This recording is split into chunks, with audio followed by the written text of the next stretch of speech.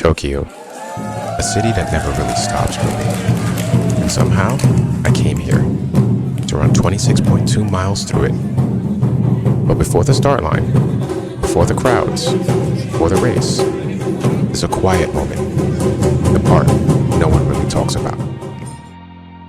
And then I found this, the new Hotel Otani Garden, a 400-year-old oasis tucked inside a modern hotel. Walking here, it feels like stepping into old Japan. While the city hums on just beyond the trees, quiet, colors, history, it's a side of Tokyo most people miss. But this is why I kept filming. There's something magical about discovering a place like this, right where you least expect it. Our first official stop? Meiji Shrine. Hidden inside a forest in the middle of one of the largest cities in the world. Step off the bus, and just like that, everything slows down. The noise fades. For a moment, it doesn't feel like a city at all. It's quiet here, the kind of quiet you don't realize you needed, especially before a marathon. Then, just like that, Tokyo reminds you where you are. Asakusa.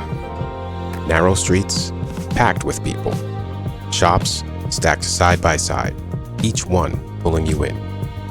All the while, I'm thinking, I probably shouldn't be walking this much. But it is Tokyo. You don't come all this way to stand still. And then, you see it. Tokyo Tower, standing tall, unmistakable. One of those moments where it all becomes real. Not just a trip, but the reason why you came. This isn't just travel anymore.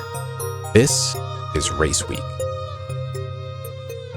But before any race, there's one thing you need. The bib.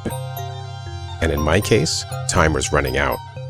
Tokyo Big Sight was closing. And I was one of the last people to get their bib. Every minute started to matter a little more. Because without that bib, there is no race. No start line, no finish line, just a long trip that almost was. And then, finally, I made it. Even in a city that never seems to stop, there are rules, like this one. You don't cross the street unless the light tells you to. No cars, no bikes. Back home, this would be a suggestion. Here, it's the law. So naturally, I waited too. Yesterday I was like, wow, Japanese people are so respectful. I would have jaywalked like 100 times. The day before the marathon, we went for a shakeout run. Just a few miles to wake up the legs, to feel the city in motion at a slower pace, to clear your mind before the big day. It's a simple ritual, but it makes all the difference. The calm before the storm. And then we begin to slow things down, taking a cruise along the Tokyo waterfront. The city moves without you, and for the first time, there's space to think about the race, the training, the early mornings, and all of the difficulties we had training for this race. Because a marathon doesn't start at the starting line. It starts long before that. With the bib secured, the city explored, the moment getting closer, because now there's only one thing left to do. Run 26.2 miles through Tokyo.